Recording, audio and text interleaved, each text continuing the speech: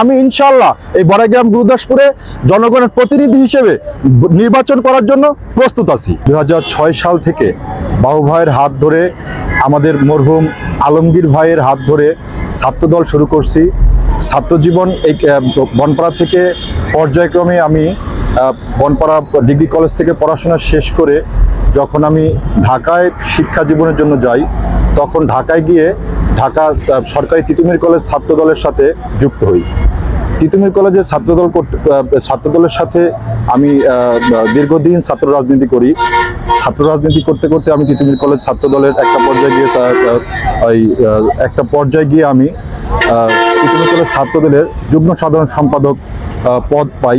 সেখান থেকে বহু আন্দোলন সংগ্রাম করে অনেক পদ পাড়ি দিয়ে বাংলাদেশ জাতীয়তাবাদী ছাত্রদল কেন্দ্রীয় সংসদের সহ সাংগঠনিক পদ, শ্রাবণ জুয়েল ভাই কমিটিতে সহ সাংগঠনিক পদ পাই। সেখান থেকে সেই কমিটি সদ্য সাবেক হওয়ার পরে বর্তমান রাকিব ভাই কমিটিতে সহ সাধারণ সম্পাদক পদ নিয়ে ছাত্র রাজনীতি করতেছি। এখনো আমি ছাত্র দলের সাথেই আছি। ইনশাআল্লাহ বিগত দিনে এই ছাত্র রাজনীতি করতে গিয়ে, আন্দোলন সংগ্রাম করতে গিয়ে, রাজনীতি করতে গিয়ে দেখা গেছে অনেক সংগ্রাম করতে হয়েছে, অনেক পথ পাড়ি দিতে হয়েছে। অনেকে জানেন, অনেকে জানেন না। এই ছাত্র রাজনীতি করতে গিয়ে আমি বিগত দিনে 2006 সাল থেকে আজ 2025 সাল পর্যন্ত আমি এ পর্যন্ত 7 বার কারাবন্দী ছিলাম, জেল খেটেছি এ পর্যন্ত 7 বার।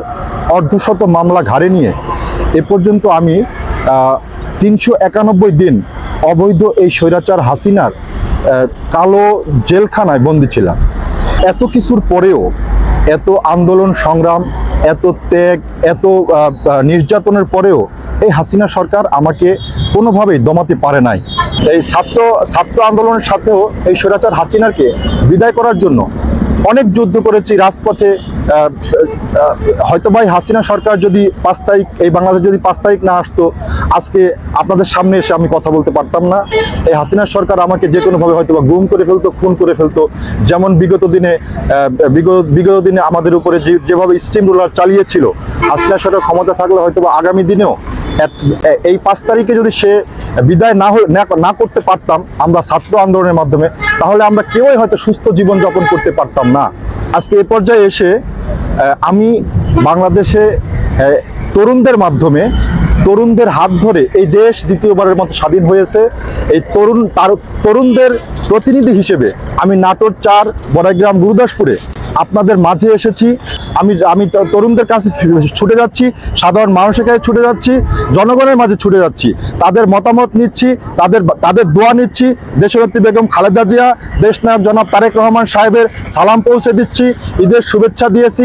সর্বোপরি সকলের মাঝে ছুটে যাচ্ছি এই আশা নিয়ে আমি যাতে তরুণদের প্রতিনিধি হিসেবে, তারুণ্যের প্রতিনিধি হিসেবে সকলের মাঝে গিয়ে আমি সকলের সেবা করতে পারি, সেই আশায়, সেই বিশ্বাসে, সেই বিশ্বাস নিয়ে আমি আজকে আপনাদের এই নাটোর 4 বড়াইগ্রাম গুরুদাসপুরের মানুষের কাছে ছুটে যাচ্ছি।